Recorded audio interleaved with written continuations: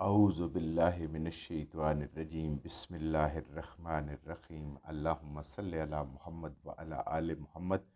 اللہ جل شانہ کا بے حساب کرم احسان اس ذات کا کہ جس نے ایک دفعہ پھر قرآن مجید سمجھنے کے لیے یہاں پہ ہمیں اکٹھا کر دیا۔ آج ہم انشاءاللہ 7واں پارہ سورہ الانعام کی آیت نمبر 94 سے اپنا سبق شروع کریں گے۔ سورہ الانعام آیت نمبر 94۔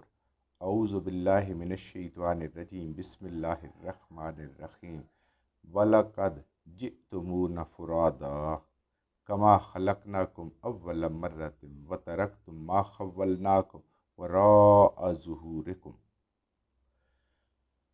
وَلَقَدْ، اور یقیناً پکی بات ہے، لازماً یہ ہو کے رہنا ہے، جئتمونا، آئو گے تم ہمارے پاس، کہ اے انسان تو آئے گا اپنے رب کے پاس فرادا، اکیلے اکیلے اپنے رب کے حضور۔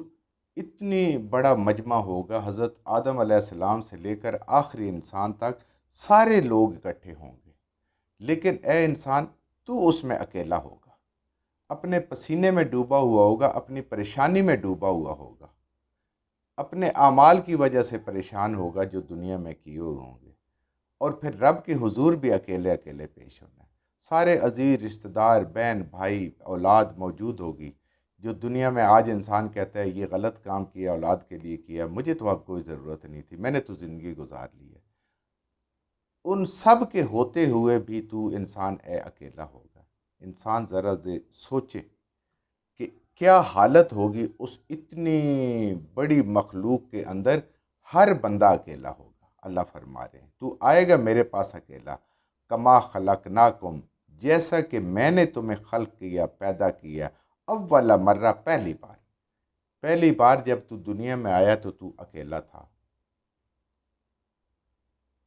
تو بغیر کپڑوں کے تھا، تو ننگے پاؤں تھا، ایسے ہی میرے حضور تو پیش ہوگا اس دن۔ انسان کو یہ سوچنا چاہیے، اور یہ قرآن ہی ہے جو انسان کو یہ سوچنے پہ مجبور کر دیتا ہے کہ رب کے حضور ایسے پیش ہونا ہے کہ سب کچھ ہونے کے باوجود سارے عزیز رشتہ دار موجود ہوں گے وہاں محشر میں، کوئی بندہ ایسا نہیں ہوگا جو وہاں سے غیر حاضر ہو، لیکن انسان تنہا محسوس کرے گا، اور تنہا اپنے رب کے سامنے پیش ہونا ہے۔ اور ایسے جیسے اللہ نے مثال دی کہ جیسے پہلے دفعہ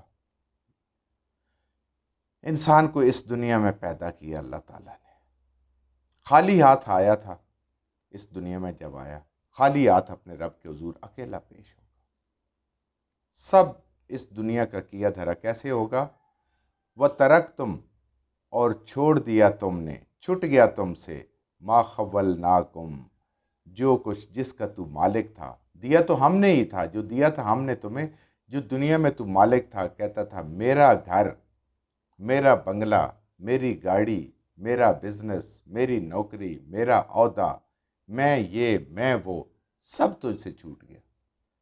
تیرا نام دنیا میں ہی تو تھا، جب تیری روح نکل گئی چھوٹ گیا۔ سارے کیا کہتے ہیں؟ میت کو غسل دیں، میت کو اٹھائیں، ابا جی بھی ختم ہو گیا، اماں جی بھی ختم ہو گیا، چودھری صاحب بھی ختم ہو گیا، ملک صاحب بھی ختم ہو گیا، ہر نام ختم ہو گیا، میت ہو گیا انسان۔ تو یہ سب تجھ سے چھوٹ جائے گا جو کچھ ہم نے دیا۔ یہ جو تیرے خدام تھے، یہ تیرے دنیا میں جو حشم تھے، یہ تیرے جو دنیا کے اندر ایک شان تھی، گھر بار، عہدے، مال، جو تیرے پاس تھا، تو میں کرتا تھا، میرا گھر، میرا وہ، میرا فلاں، میرا ایسا، میرا ویسا، کچھ بھی نہیں۔ تو آئے گا ترکتا، چھوڑ دیا تم نے، چھوٹ گیا تجھ سے، وراء، اور پیچھے رہ گیا، بہت پیچھے رہ گیا، ظہورکم، تمہاری پیٹھ کے پیچھے۔ یہاں علماء کہتے ہیں ظہور ورا ہی کافی تھا، پیچھے رہ گیا، اللہ تعالیٰ اور مزید تاکید کے لیے پیچھے رہ گیا، جیسے انسان پیٹھ کر کے دنیا، ایسے ہی ہوتا ہے نا انسان، جب انسان کو موت آتی ہے تو وہ کیسے ہوتا ہے؟ جب اٹھا کے جنازہ لے کے جاتے ہیں تو ہر چیز پیچھے رہ جاتی ہے، انسان چھوڑ کے چلا جاتا ہے۔ تو یہ اللہ تعالیٰ یہ یاد کروا رہے ہیں انسان کو کہ ذرا سوچ کہ تو کیا کر رہا ہے، یہ جو دنیا میں تو سامان اکٹھا کر رہا ہے، اگر تو غلط طریقے سے اکٹھا کر رہا ہے تو کیا کرے گا؟ یہ تو پیچھے رہ جانا ہے، یہ تو لوگوں کا ہے، تو میرے پاس خالی ہاتھ آئے گا، تیرے تن پہ تو کپڑا بھی نہیں ہوگا۔ کفن کے لیے 2 چادریں ہوتی ہیں انسان کے لیے جو انسان لے کے جاتا ہے۔ وَمَا نَرَا، پھر جب اپنے رب کے حضور پیش ہوگا تو اکیلے اکیلے، اللہ پھر تجھے پوچھیں گے، شرک کرنے والوں سے پوچھیں گے۔ وَمَا نَرَىٰ مَعَكُمْ، ہم نہیں دیکھتے، اللہ فرمائیں گے ہم نہیں دیکھتے مَعَكُمْ تمہارے ساتھ، شُفَعَاءَكُمُ الَّذِينَ، وہ تمہارے شفیع شفاعت کرنے والے جن کو تم سمجھتے تھے کہ اللہ کے کاموں میں وہ شریک ہیں، اللہ کے ہاں میری سفارش کریں گے، اللہ کے ہاں میرے کام آئیں گے، وہ تو مجھے نظر نہیں آ رہے، تم اکیلے آئے ہو۔ اللہ سمجھا رہے ہیں کہ دنیا کی مخلوق میں سے کسی نے تیرے کام نہیں آنا۔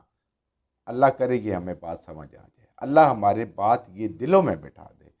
اللہ فرما رہے اکیلا ہوگا، اور پھر مزید اللہ فرما رہے ہیں کہ جن کو تم دنیا میں اپنا شفیع اور سمجھتے تھے کہ وہ اللہ کے کاموں میں شریک ہیں، وہ تمہیں اولاد بھی دے سکتے ہیں، رزق بھی دے سکتے ہیں، اور بھی تیری بہت ساری مصیبتیں پریشانیاں ٹال سکتے ہیں۔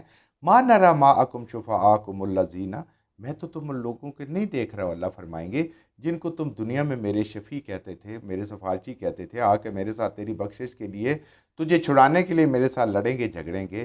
زعمتم، جن کو تجھے غلط فہمی ہو گئی تھی، بڑا زوم ہو گیا تھا، بڑا تمہارے اوپر، تمہاری ان کے اوپر توقع ہو گئی تھی کہ وہ کام کریں گے، اللہ کو تو بھلا بیٹھا تھا، اللہ کے ساتھ ان کو شریک کر۔ زعمتم، تمہیں بڑا زوم تھا، بڑی توقع تھے، اور بڑا دعویٰ تھا کہ ہم تجھے بخشوائے بغیر جنت میں نہیں جائیں گے۔ آج دیکھیں وہ بھی اکیلے آئیں گے، ہماری مخلوق ہے، تم بھی اکیلے آئے ہو۔ اے انسان تو سمجھ جا، انہم فیکم شرکاء، جن کو تم توقع کرتے تھے کہ وہ میرے کام آ جائیں گے۔ آج انسان ذرا سا غور کرے، دنیا کا ہم نے کوئی کام کرنا ہو، ہم کسی پہ بھروسہ نہیں کرتے، اس کو خود کرتے ہیں۔ جتنی اہمیت کا کام ہوتا ہے اتنا ذاتی اگر کسی سے بھی کروائیں تو اس کی نگرانی خود کرتے ہیں، ورنہ اپنے ہاتھ سے کرتے ہیں۔ اپنے بچوں کا مستقبل کسی کے حوالے نہیں کرتے، اپنی چیزیں، اپنا بزنس، اپنی نوکری کسی کے حوالے نہیں کرتے۔ ایک آخرت ہے جو ہم نے لوگوں کے حوالے کر دی ہے، فلاں ہمیں یہ دے دے گا، فلاں وہ کر دے گا، وہ کر دے گا۔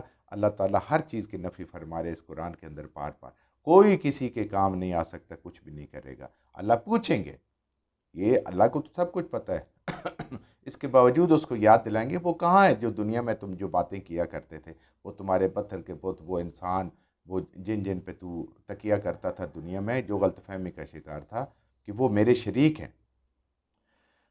اس کا گمان تھا تمہارا کہ وہ تمہارے شفیع ہیں اور اللہ کے کاموں میں وہ شریک ہیں، وہ کہاں ہیں؟ دنیا کے کاموں میں بھروسہ ہم کسی پہ نہیں کرتے، آخرت ہم نے چھوڑ دی ہے، اس کو سب سے کم اہمیت دی ہوئی اپنی زندگی میں، حالانکہ اس کی اہمیت سب سے آگے ہونی چاہیے۔ لَقَدْ تَقَطَّعَ بَيْنَكُمْ، بے شک یقیناً کاٹ دیا ہم نے آپس میں رابطہ، تمہارا تعلقات اس کے ساتھ جو دنیا میں تھا، جو بھی تم سمجھتے تھے، آج تمہارا رابطہ ختم ہو گیا۔ قبر میں، حشر میں، محشر میں کسی کے ساتھ کوئی رابطہ نہیں ہوگا، میرے رب کے ساتھ رابطہ ہوگا۔ یہ جتنا دنیا میں مضبوط ہوگا اتنا ہی آخرت میں اس سے زیادہ مضبوط ہوگا۔ اللہ ہی شفاعت کا بندوبست کریں گے، اللہ ہی اپنے فضل سے بخشش فرمائیں گے، اللہ ہی اپنے فضل سے نبی کریم صلی اللہ علیہ وسلم کی شفاعت نصیب فرمائیں گے۔ اپنے طور پہ نہ کوئی لے سکتا ہے اور نہ کوئی کر سکتا ہے، خواہ جتنا مرضی نیک ہو اور جتنا مرضی انسان برگزیدہ ہو اللہ کے ہاں۔ لَقَدْ تَقَطَّعَ بَيْنَكُمْ، اور ہم کاٹ دیں گے آج تمہارے اور ان سب کے تعلقات۔ وَضَلَّ عَنْكُمْ مَا كُنْتُمْ تَزْعُمُونَ، اور گم ہو گئے تم سے وہ جن کو تم بڑا گمان تھا، جن کے ساتھ تمہاری بڑا تعلق تھا، بڑی غلط فہمی تھی، گم ہو جائیں گے اس دن، کھو جائیں گے تم سے، جس کے اوپر تم توقع لگائے بیٹھے تھے، یہ بخشوائے گا، یہ اللہ سے جھگڑ لے گا، آج میں دنیا جیسے ہی کر لوں، غلط سلط کما کے اس کو خوش کر لوں، یہ مجھے اللہ سے بچا لے گا۔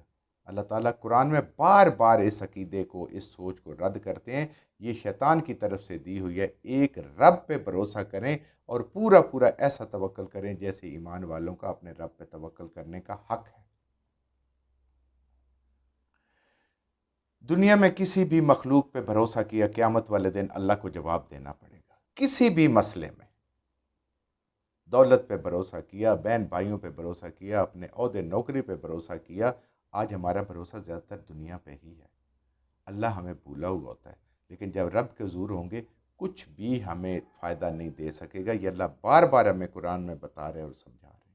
اللہ تعالیٰ ہمیں صحیح صحیح سمجھ عطا فرمائے، اللہ ہمیں سب کو شرک سے محفوظ رکھے۔